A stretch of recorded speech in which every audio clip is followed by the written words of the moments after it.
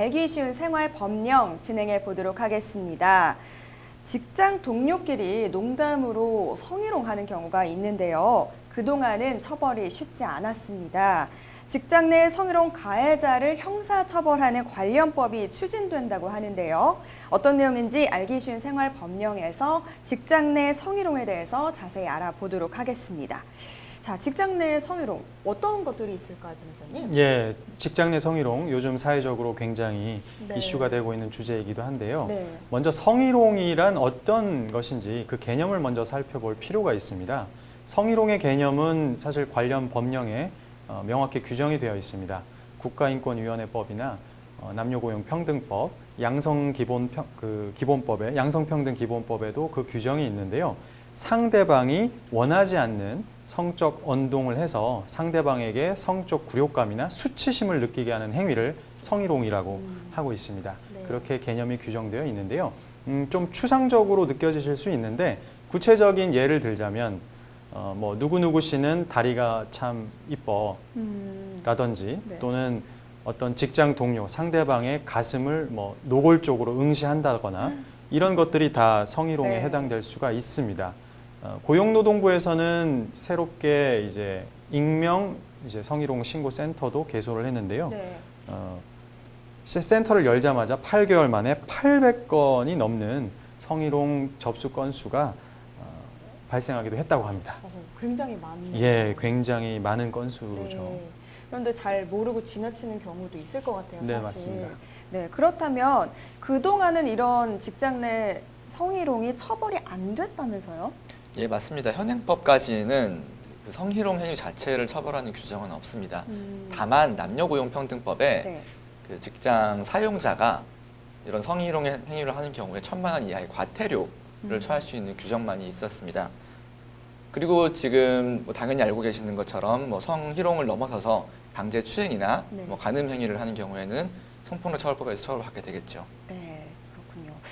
그렇다면 지금까지는 뭐 피해를 당해도 기분이 나빴어도 따로 이렇게 어떻게 할 방법이 없었던 건가요? 아니요, 그렇지는 않습니다.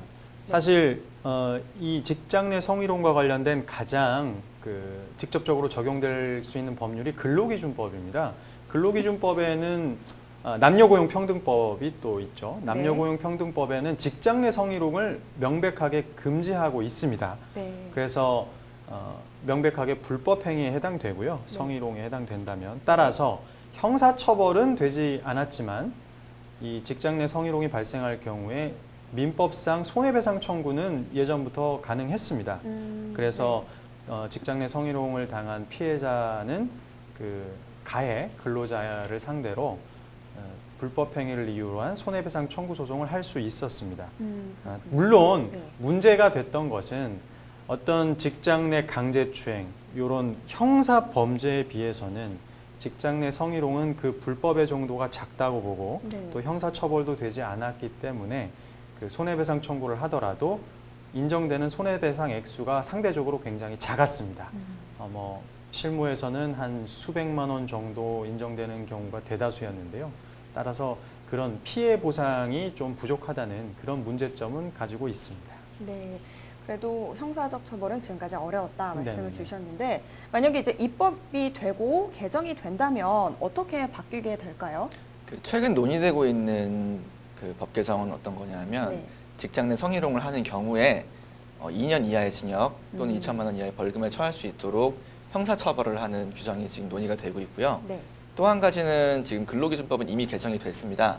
뭐가 개정이 됐냐면 지금까지는 내가 성희롱 혹은 성적 수치심을 느끼는 행위를 당한다 하더라도 내가 오히려 회사에서 불이익을 당할까 봐 신고나 혹은 징계 요구 등을 못하는 경우가 많았는데 그렇죠. 이러한 징계 요구를 하는 걸 이유로 해서 해고를 하거나 부당한 전보를 하거나 뭐 급여를 깎는다거나 이런 행위들은 엄격하게 처벌하고자 하는 법이 지금 신설이 됐고 올해 7월에 시행될 예정입니다. 올해 7월부터요. 그렇다면 사실 항상 이렇게 법이 새로 만들어지게 되면 항상 걱정되는 게 있어요. 악용될까 봐 걱정이 네네네. 되는데 어떤가요? 사실 이 직장 내 성희롱 문제에 있어서 악용이 된다. 이건 참 어려운 문제이기도 합니다. 왜냐하면 성희롱을 비롯한 성추행, 이런 성과 관련된 어떤 법적 분쟁이 생길 경우에는 이것을 입증하고 주장하고 입증하기가 굉장히 어려운 경우가 많습니다. 왜냐하면 당사자 사이에 은밀하게 진행되는 경우가 또 많고요. 그래서 피해 근로자 입장에서는 성희롱을 당했다.